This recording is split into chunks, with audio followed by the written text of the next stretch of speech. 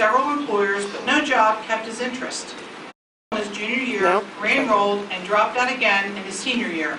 He worked for several employers, but no job kept his interest. He soon landed himself in trouble with the law and realized he had to make some changes. With the support of his friends and family, he began pursuing his high school diploma at DCDAL. Upon graduating, Michael received the Oasis Outstanding Student Award and was accepted to Delaware College of Art and Design, where he pursued a degree in animation, film, and design. Michael has founded two businesses, One Man Crew and Video Noise Media, where he is the chief media production engineer. Michael demonstrates persistence and innovation, and his story is inspiring to others who are pursuing their academic goals through adult education. Michael?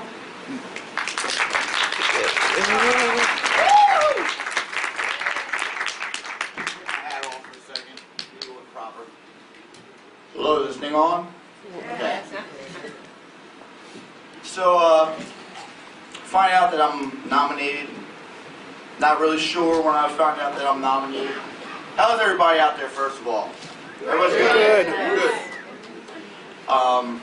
But then I could have went a lot of different ways. I could have went from a business standpoint, and, you know, preparing yourself every day, and, you know, taking my sales training that I've learned, and all the cliche things that we've probably all heard that, you know, probably frustrate us all.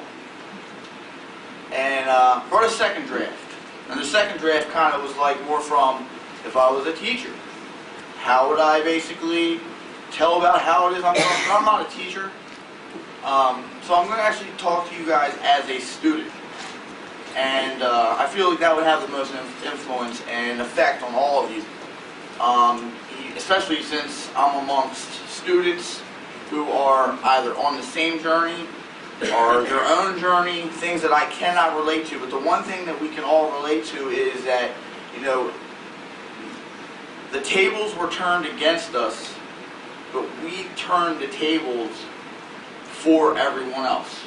You know, there was no chip on our shoulder for why we did it. It was literally to better ourselves, better our family, better our own advances in life, and just basically make things better. Okay, so I'm just going to really keep it real short for you guys. All right. So you know, you heard that I was a troubled kid, troubled teen from Philadelphia, rowdy.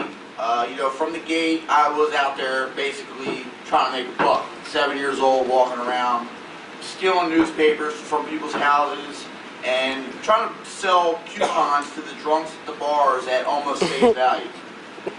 And I made some money because I was cute, and these guys are like, "What's this kid doing?"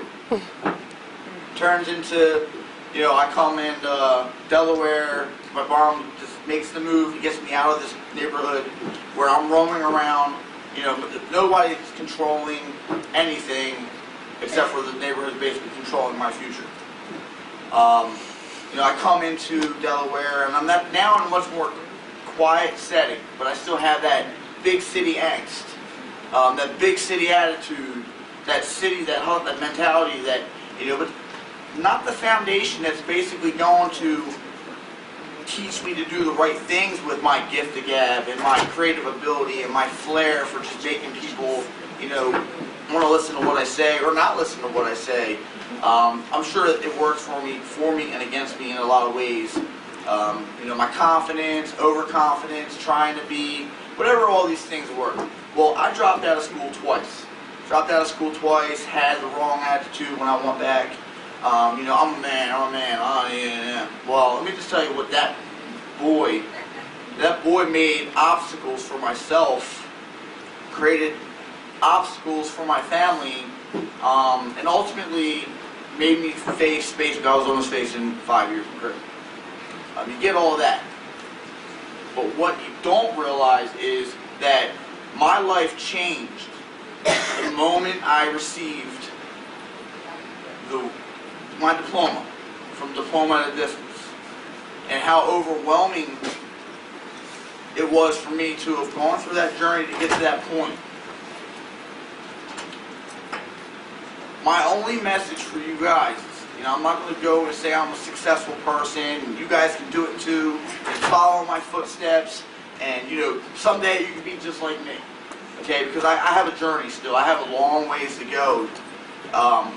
But 8 years in, 8 years in my own business, and 11 years since I graduated. That day, literally, I looked back on that day when I got that paper, and it said, Michael, you are a high school graduate, and you did it with honors.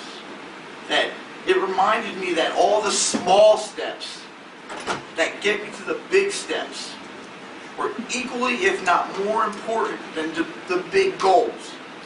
Those big goals, if you just look at the big goals and fail to account for all the little small steps and the backward steps, I like to say, let's just talk about pivot foot. Let's not take a step back. Let's remember where we're going, where we're at. If you have to take a step back, then take one step back so you can look around. I've recently had some obstacles in my life, emotionally. I just lost my brother in February. I felt like I was going to take a huge step back. And then guess what I get? I get a phone call from Diploma at a Distance, DCDAL, Oasis. Find out that I'm nominated for this, and I find out, and then I'm coming across my mentor, who I was a mentor to his child, and it just, in the moment that happened, I literally said, you know what, it's time to get back on the horse, Michael. You don't have an establishment that you can go to and say, hey, what's my schedule like for the week, that I can ignore the fact that I'm grieving over my best friend suddenly gone. It reminded me that, you know what, this is a journey. It's tough. It's going to take grit. It's going to take that pivot foot. It's going to take remembering the small steps as bigger steps than the goals you achieve, because that's how you're going to get there. Remember, each rung takes you to the next ladder, and each ladder is going to take you to the top.